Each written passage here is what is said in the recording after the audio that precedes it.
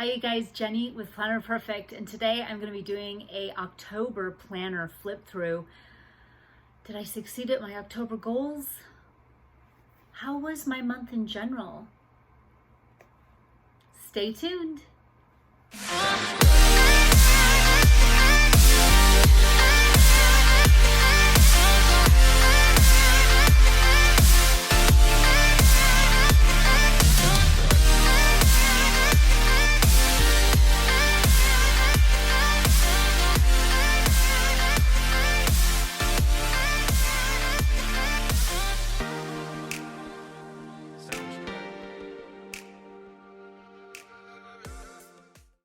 Okay, let's dive into the October planning and how it went. I'm in Yazzabelle, our wide leather traveler's notebook from my store, Designs by Planner Perfect. Here's our stickers in here, some of our tip-ins. So she's decked out for fall, for sure.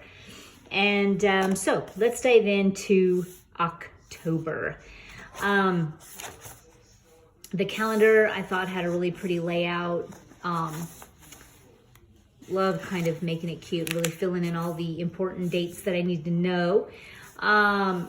Here for goals. Now, so keeping in mind that you're the one in control when you're doing your goals, then if you're in control and you understand that, you know that, if you don't get something done that you had written in your goals, then it's not a big deal because you know that you can move it or even eliminate it. So here is my goal section, and one of the goals I had was some deep clean and organizing goals because I wanted to get into the garage and even my basement before it got cold. And just in terms of for the basement, I just wanted to get it done because I want to get it finished. The basement's not finished yet, but for the garage, I did get it done, and it was one huge day, let me tell you, to get it done, but I did, and it's perfection. Now, the basement, I just made a decision not to do it. I just decided to wait until we get, after the new year, till we get closer to a fresh start and really getting a date down when we're going to finish the basement. And that way I can really then have a incentive, I feel. So that's why I changed that around. Halloween, I did some more ideas for it, so I put it on the back of this tip-in. Here were some goals for Halloween. It was absolutely an amazing, beautiful day. Even our pumpkin carving party it was the most fun. I would say way more fun than Halloween day itself. The pumpkin party, I had everyone here, all my older kids. We carved, we had great food, and we celebrated. And I think next year, I'm even going to add dressing up. I'm gonna add, costume party to this, and even for all the adults. So that'll be a lot of fun. So I'll make sure I add that to next year's goals. I also have my health and fitness goals. This is something that I listened to and was adhering to the whole time. I love to experiment and try different things out, and that I did. I did a little bit of everything actually the whole month, seeing how I felt afterwards, and took some notes. I just liked this element, and I wrote some different things on the back here just because I thought it was pretty. But this was my business for October, things that I really just for the month of October, what I wanted to bang out, and I had gotten that all done. So then, it's the week at a glance. Love the week in a glance. This is fairly new addition to Designs by Planner Perfect's planners, and I absolutely love it. It just kind of breaks up each week so that you've got a segment of where you've got your whole week at a glance. Obviously, that's why it's called that. So it's perfect.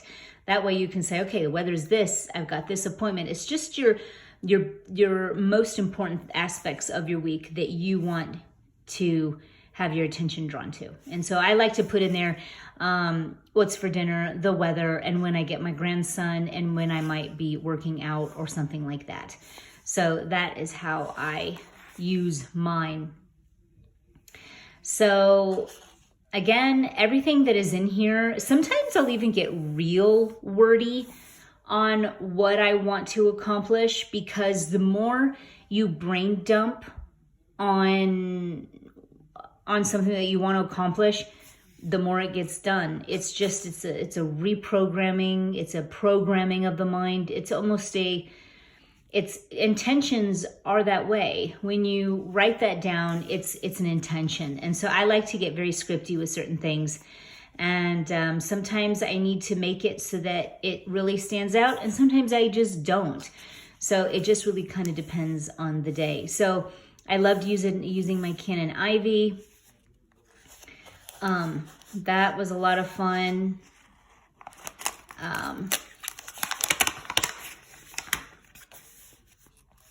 Don't know why that was so sticky.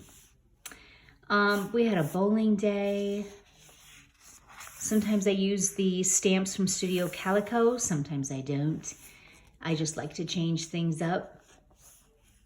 Here's our stickers from the store. Designs are kind of perfect.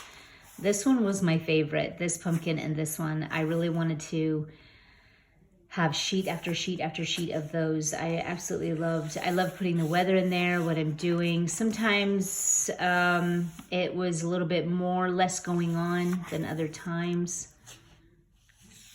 Sometimes it was just so packed, it was just crazy. So you got to have the ebb and flow, for sure. These are my intentions for my week. It's kind of like you open up to a fresh week and you set your intentions. I love it. And I really liked this layout. I liked how I just loved everything about it. For October, it was pretty. And I love putting the weather in. It kind of reminds me of what I can do, what the possibilities are, depending on how cold it is. Now it's just too cold, but this is one of my stickers as well as that one.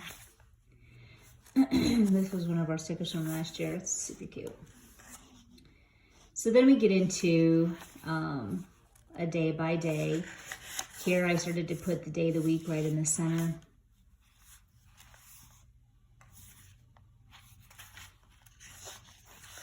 I do like to use washi to break up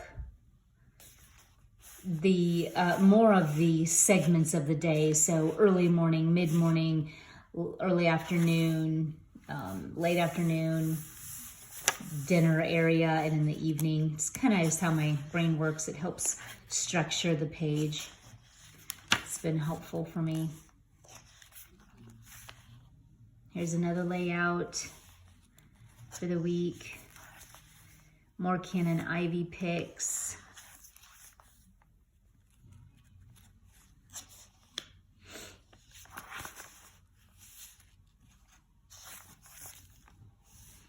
And having my grandbaby, let me tell you, it's no joke, because he's 2, and so definitely keeps me busy during the day. But I am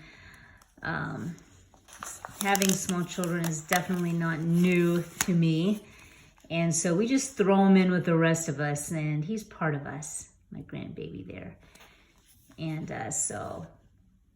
but I just choreograph, and when I know I have them, I map out my days accordingly so that there's loving it on all my babies and teaching them and learning with them. And then there's time for me too, and caring for my family. So there's got to be bits and pieces of all of that.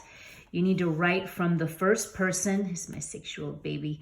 You need to write from the first person. You're writing in from your perspective. You're not trying to organize tasks that are laid on your lap. That's not what you do. That's not going to be effective in the long term for your well-being and your goals and who you are, what you're made to do. But rather you are to be writing, be writing from your perspective. How do you want to live? And when I say that, it's just exactly how it sounds. How do you want to, when you wake up, how do you want to feel? What do you want to do? How are you going to have that coffee? When's that shower going? What needs to be done? When are you going to get some of your fun, exciting goals taken care of? When are you going to when are you going to get a walk in?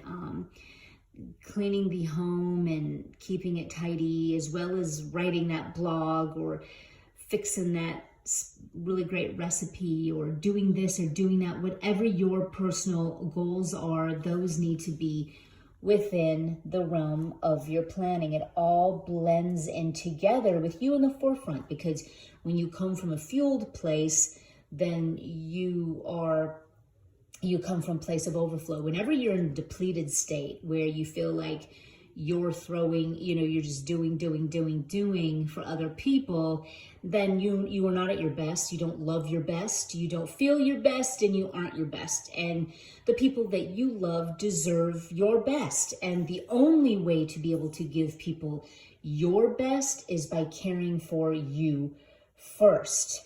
And I know a lot of us moms, we tend to take our roles as, our job, and we take it so seriously. It gives us, we misplace it, but it gives us identity. It gives us a reason to live. It gives us, people need us. We're wanted. We are needed. And motherhood is a very rewarding job.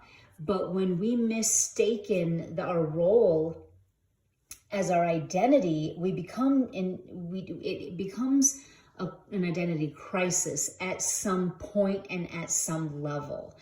And you might hit it off and on, and you don't understand why, and you feel like a failure because of it, like you're not a good enough mom. But if you've got the right perspective on who you are and live your life with the right perspective and understanding who you are outside of your role as mom, then now you won't have those valleys of depression like that, or who am I, or what am I doing here anyways, or why can't I do this mom thing right, or why am I in such a bad mood. It's because you have mistaken your role as mother as your calling and as who you are. And it isn't who you are. You are a woman with gifts and talents, and you are to plan your life and set intentions off of who you are. And then from that place, you integrate your role. And then your role as mom becomes so much more powerful, because your perspective is where it should be. Your identity isn't misplaced. You don't get hurt feelings and in the dumps when your children leave the nest, or if they don't need you as much. You have a strong foundation, and you know who you are. So you won't be you won't lose your footing as your children change seasons and grow up. You won't lose your footing, because you'll have a stronghold of who you are. And how important is that for your children to see? And so that's where this method comes into play, where this is you're writing from a perspective of knowing who you are. Knowing who you are. So I want you girls to remember that. I love to write details of going to the evening, of how I prepare for the next day. I'll do some of my blogging. I will create something new to introduce to you girls. It just excites me to do my thing. And when I'm excited and I'm doing and introducing something fun, then my life is exciting. And then it makes motherhood exciting. So then I started to just kind of do big dates up at the top. That was kind of then where I was kind of going. I love to change things up all of the time. And here we got towards the end of the 31st, which is so fun. We had a fun, really full of memories day. My goals that I kept in the front helped with the day here, because it was already mapped in my head. I knew exactly what we were doing because I did all that brain work ahead of time. I'm now going to go to the end here and you know what I did for my month in review? I forgot. I use this month in review, which is really great to review your month and write things that you might want to add, change, or do for the next month. And here I had wrote some of my dinners that I wanted for that whole month. So that's how I use my monthly review with that. So November goals is next. I have mine all in here. I cannot wait. That's another video that will be up very soon to show you how I go through and executing my goals. I will do it with you. So I hope that this has helped and just kind of showing you through a month of what that looks like. And until next time.